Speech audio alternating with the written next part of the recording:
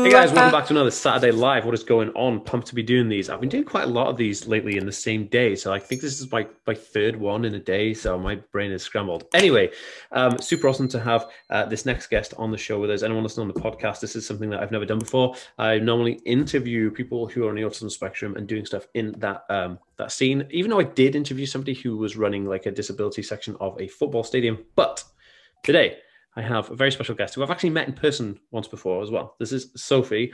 And she, when I met Sophie, was a school teacher, I think, at the time in an SEN school. But now she's a SENCO, which is Special Educational Needs Coordinator for a mainstream school. So I'm excited to get into this conversation and talk about all the bits and pieces and the ins and outs of what she does. And hopefully it should lead some insight. So Sophie, do you want to introduce yourself and what you do and stuff? Yeah, of course. Hi, I'm Sophie. Thank you for calling me a special guest. I feel honoured to be here. No, that's okay. So yeah, I'm in my third year of teaching. I've taught a lot of autistic children. I also study a master's degree focusing on autism. So it's really my passion and championing neurodiversity. Wow, awesome. It's good to have you on the team because, yeah, we need all the help we can get right now. There's so much stuff being thrown at us thanks to Sia Yeah. and Mark Rover. Anyway, we're not going to get into that, but but anyway, no, it's really interesting because coming from an autism advocate myself of being on, I had a diagnosis of Asperger's syndrome and ADHD, OCD, dyslexia, and a bunch of other stuff.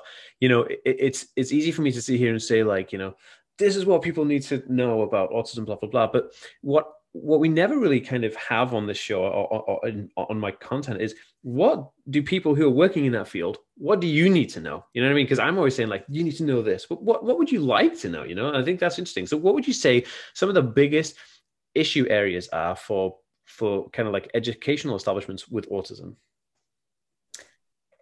I mean, where to start? I Oh no. think I think there's a whole host of things, as there always is with education, unfortunately. Um, I I watched a video yesterday, I think, with Joanna Grace about creating sensory spaces in Oh yeah. schools.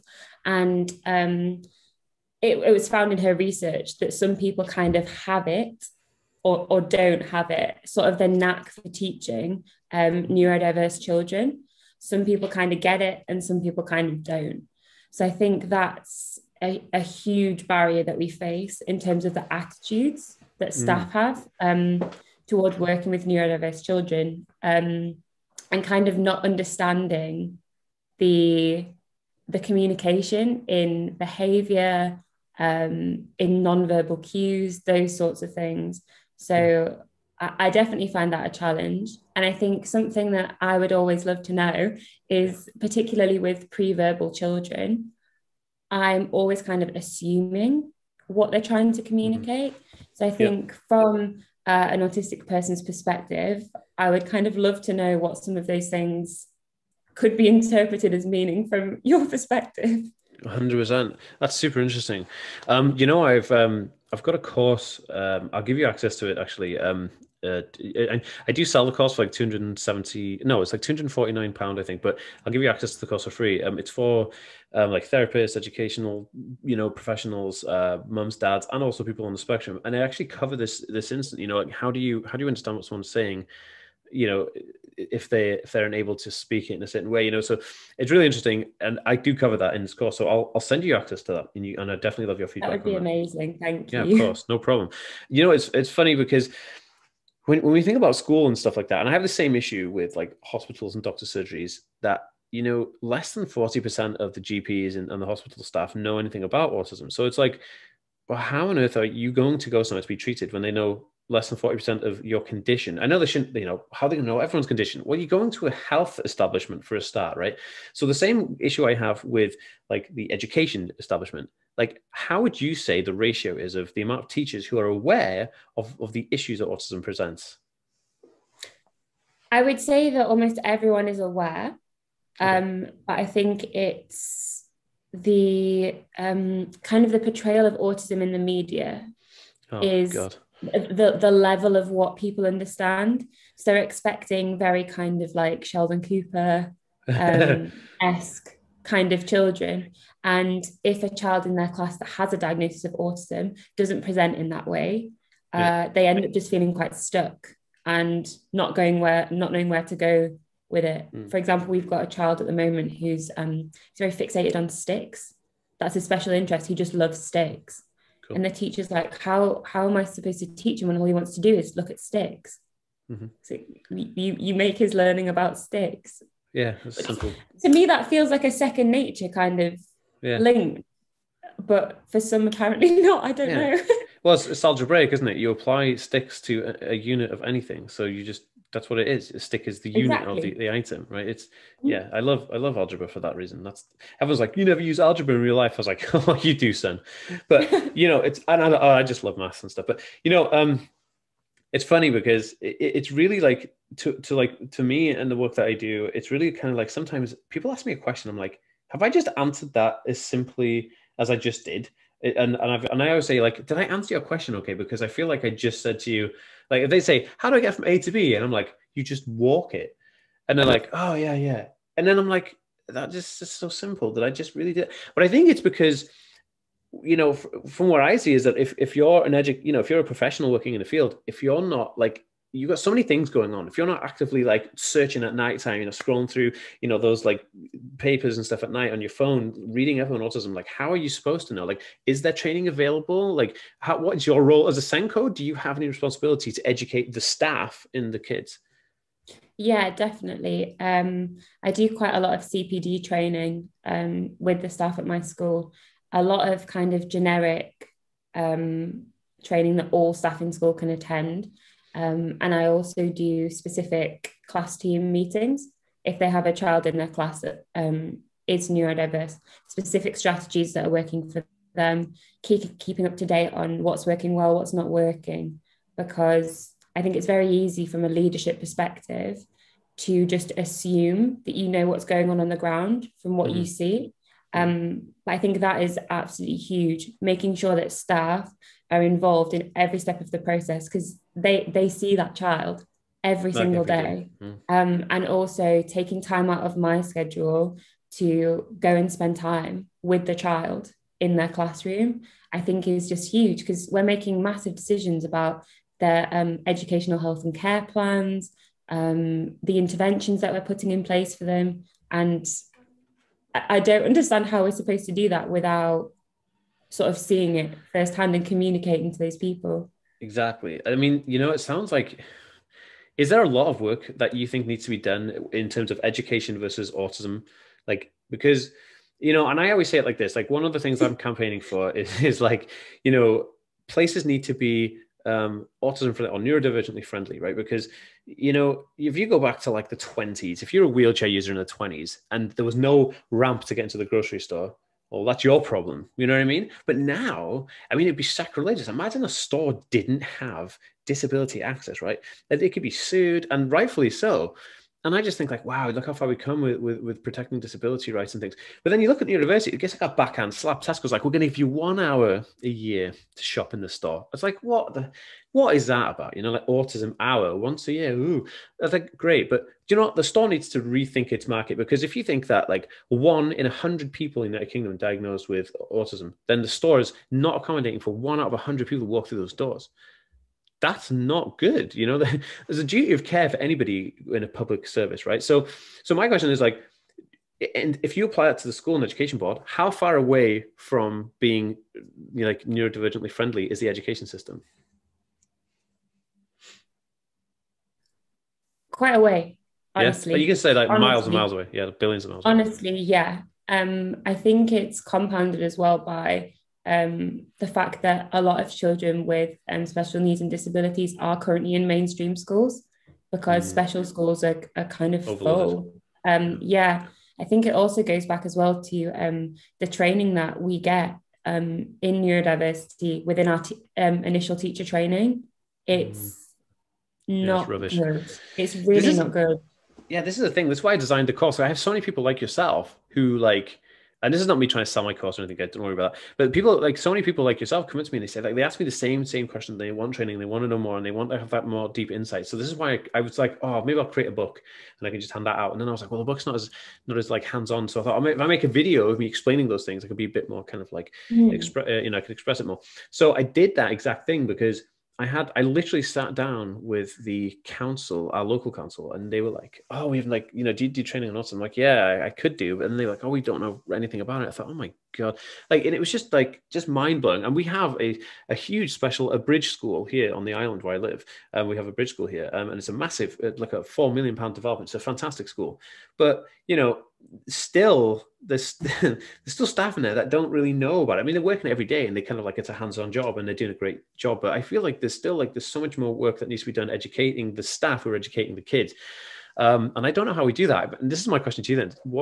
How do you think it could be tackled? Like, how would you, if you were like, the Lord or the King of all education right now in the UK, and they give you a magic money tree, that they gave to the DUP. They give you a magic money tree, and then they said to you, all right, Sophie, let's fix it. Well, what would you do? I would initially probably improve initial teacher training. I think every single teacher that comes into the workforce needs to have done a placement in a special school. Everybody. And it's currently not compulsory. It's not compulsory. I only did one because I chose to specialize in inclusion. So my girlfriend did the same thing. So my girlfriend has a first degree honors in childhood studies and development in autism, right? Now, she was going to do a PhD in it, but we wanted to have a kid instead. So what a deal breaker that was. But she loves this kind of stuff. And she said the same thing. She voluntarily went to do the placement in the bridge school here. And she actually eventually got a job there. And they keep asking us to go back, but we're YouTubers now, so we don't need to. But she was good at her job, and that's why they want her back. But, she said the same thing, like, if everybody had like a little bit of time there, then it would just open their minds a bit more. And that, I mean, you just nailed it. I think that is it. Nothing treats you better than experience, right? So that's what you want. Oh my gosh. Like, you blow my mind. That was awesome. I also think as well, the portrayal of autism in the media needs to be vastly improved and way more inclusive. 100%. Did you see my video on the circle? Did you see that? Yes, I did. So I'm trying my best, right? Because they offered me that, they paid me a bunch of money to go on the show and do this thing. And I tried, and we're going to do it. And we were going to show the world, like, 24/7 autism, right? And then they pulled it because they wanted to play it safe. And I thought, then we're never going to get past this barrier if they keep doing that. And the way they treated me as well was rubbish. But a friend of mine, Shabazz, he was on it. And I spoke to him about it today, and he was like, oh man, because Channel 4 are all like rosy, like, oh, we've got all this diversity, we're Jon Snow and Jeremy Corbyn. And I was like, okay, great. They put themselves out there as this channel that's very diverse. But then when it actually comes down to it, I've had nothing but a negative experience with them. And I don't know how to challenge that. I mean, one thing I do know is I'm part of I did a summit in MIT with a company called the Ruderman Foundation, and they actually they campaign and change Hollywood's understanding and acceptance of like disability in Hollywood, right? So that's kind of on par with it. And I did consult with Netflix for Atypical season 2 and 3, but in terms of like, that's why Sam, if you look at Netflix's Atypical season 1, Sam has like got every single trait of autism going, right? But yeah, then he does. And it's like just like autism by numbers, isn't it? But if you look at season 2 and 3, he kind of like he mellows out a bit, like, and it's because I had the chance that, well, actually I was working on them with season 1, but the problem was they'd already shot all the footage on season 1, so we couldn't really edit that much. So I think so backwards. I know it was like kind of afterthought. I think they found me and were like, oh.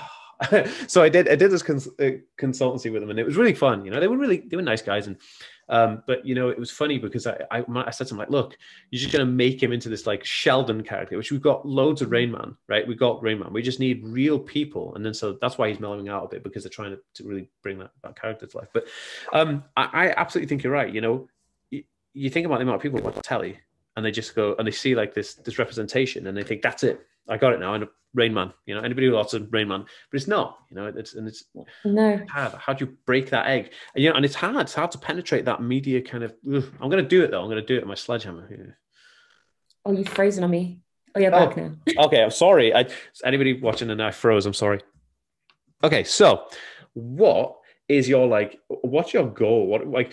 Because like I'm passionate about what I do, and my goal is I'm creating a charity right now, an autism charity, and more to come on that. But I have a huge goals of what I'm doing. Like what I'm trying to smash down. But in terms of you as a teacher, or a Senko right now, like what is your goal? Like what are you trying to change? Because we're all trying to change the world, right? And I feel that from you. Like I feel like you're passionate about it. And so anyone with passion, I always say, okay, what's your goal? What are you working towards? I think that the top of my bucket list currently is I would love to do a TED talk. Ooh, I think that's the top of the list nice. because I think this whole thing about people that get it and people that don't, to blow my own trumpet, I think I get it. Yeah, of I course. Well, think you I wouldn't be get in the it pretty job if you well. didn't get it. Yeah, of course. Well, yeah, exactly. And I just think, like you said, it's so simple when someone says it to you. And I think, as well as that for myself, though, I do also want to make sure that, like you were saying, Netflix consulted you as an afterthought. I think Mm, that should never be the case. We should be no, listening to autistic people to create provision for autistic people. Like, mm, no one knows what you need better than you. And I no. appreciate that every autistic person is different and you can't speak for everyone. But I think that in itself is completely backwards. So I Oh, think it's bonkers, isn't it? I want to educate, but I also want to be able to lend my voice to Mhm. people that might not have the opportunity to talk to people about it. Oh, that's awesome. I think it's really good. I think like having there's not enough outspoken teachers or like professional working staff. There's not an awful lot of them. So maybe you could turn your Instagram into kind of like a place where people could talk and discuss ideas and topics with you about this specific genre, because I think having that input with someone who's actually championing it would be just so much better than this, because you get it all the time. You get like the counselors and the politicians who are like champions of autism, but they don't do it. They just sign something to say like, yes, I support this, and it's nothing. It doesn't mean anything because they're so busy doing other stuff. Maybe they do want to do it, but they're so busy doing other stuff they don't do it. So I think what you're doing is a great service to the community, and I think having people like you is going to change the lives of so many kids who come through your like classrooms and stuff. I think, and that to me is like you're already doing it. You're already changing the world for so many people. So I think, thanks for that, by the way. You're And welcome. and I think if you can help inspire other people to do it, like to learn more about it and educate, I think that'd be great. Maybe you could make your own kind of like teaching plan, and we could champion it together to the government. Maybe there you go. We could do that. I did brief the European Parliament on autism and employment this year, last year. I did. Oh, wow. Yeah, so I do have a lot of like political ties and stuff like that, and so it's something we can look at. Anyway, Sophie, this has been a great chat. I don't want to bore everyone to death about us talking about the stuff that we might do, but is there anything you'd like to say to my audience before we kind of depart? I think just keep educating people. Don't be afraid to speak out about it. It doesn't matter how many people you talk to, you don't know how big the ripple of what you say is going to have. Hmm. So just keep talking about it. And don't be Yeah. afraid of saying the wrong thing and not saying something because you're scared of saying it wrong. Please say it in a safe space, and allow us to help you, I suppose. Oh, wise words there. Wise words. Thank you, Sophie. That's amazing. All right. So I will leave links to any links that Sophie wants to share with me for public links. If she's got any social media, if you want to get in touch or talk or reach out or see what she's talking about, I will leave all those links in the show notes and in the description of the videos. And I will try and tag her on Instagram if Sophie's cool with that. And so if anybody watching on Instagram right now, you could just click her name and go straight through. Anyway, guys, it's been awesome. I'll see you next Saturday for another one of these bad boys.